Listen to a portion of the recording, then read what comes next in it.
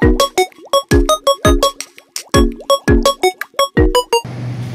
naman ay dakot tayo sa ginawa naming rubrics para sa aming ginawang pag-aaral o pananaliksik na pinamagatang pagkakaiba at pagkakatulad ng kultura sa Luzon, Visayas at Mindanao, isang komparatibong pag-aaral. Ang ginawa naming rubric ay isang analytic rubric. Ito ay angkop sapagkat nagbibigay ito ng malinaw at sistematikong pamantayan sa pagsusuri ng bawat bahagi ng pananaliksik sa pamamagitan ng maayos na pagtatasa at pagsusuri sa introduksyon at nilalaman, metodolohiya, pagkakaayos at pagkakasulat at higit sa lahat ang konklusyon at rekomendasyon. Natitiyak na ang bawat bahagi ng pag-aaral ay masusing sinusuri batay sa kalidad at kahalagahan nito. Una, ang introduksyon at nilalaman ay may pinakamataas na bahagdan, 30 bahagdan, dahil ito ay nagsisilbing pundasyon ng pananaliksik. Sa isang komparatibong pag-aaral, mahalagang maipaliwanag ng malinaw ang layunin at saklaw ng pananaliksik upang maipakita ang halaga ng paghahambing ng kultura ng Luzon, Visayas at Mindanao. Ang rubrics ay nakatuon sa pagiging malinaw, kumpleto at tumpak na pagkakakilala sa paksa na isang mahalagang bahagi upang maunawaan ng mambabasa ang kabuuang direksyon ng pananaliksik.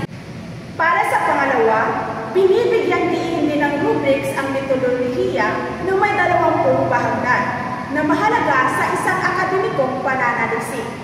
Dahil ito ay isang paghahambingang pag-aaral, kailangan masiguro ang mga ginamit ng pamamaraan ay angkop, makatarungan at detalyadong ipinaliwanag. Ang tamang pagpili ng disenyo ng pananaliksik ay may malaking epekto sa bisa ng ginawang paghahambing, kaya't makatwiran lamang na isama ito sa rubrics bilang isang mahalagang pamantayan. Para sa pangatlo, mahalaga rin ang pagkakaayos at pagkakasulat na may 25 bahagdan sapagkat ang kalidad ng isang pananaliksik ay hindi lamang nakasalalay sa nilalaman kundi pati na rin sa paraan ng pagpapahayag ng impormasyon.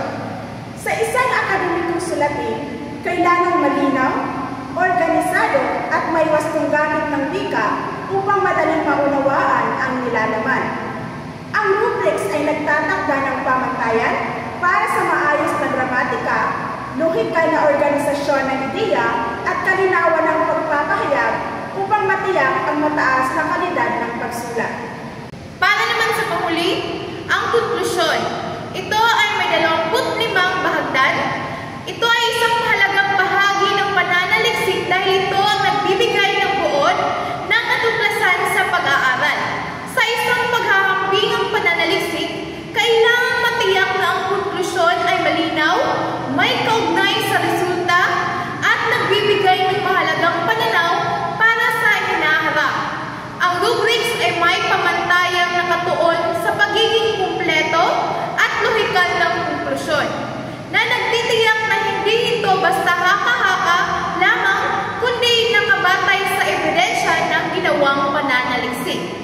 Sa kabuuan, ang rubrics na ginamit sa pananaliksik ay akma sapagkat ito ay nakatuon sa mahalagang aspeto ng isang akademikong pag-aaral.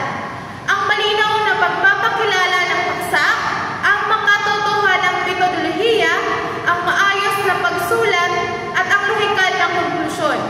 Sa pamamagitan ng sistematikong pagtatasa sa mga bahaging ito, natitiyak na ang pananaliksik ay may mataas na kalidad at nagbibigay ng makabuluhang kaalaman tungkol sa pagkakaiba at pagkakatulad ng mga kultura sa Luzon, Visayas at Mindanao. At dito na po nagtatapos ang aming presentasyon tungkol sa aming pag-aaral na pinamagatang ang pagkakaiba at pagkakatulad ng kultura sa Luzon, Visayas at Mindanao. Isang komparatibong pag-aaral at laging tatandaan na sa gitna ng pagkakaiba, merong pagkakaisa. Yun lamang po at maraming salamat.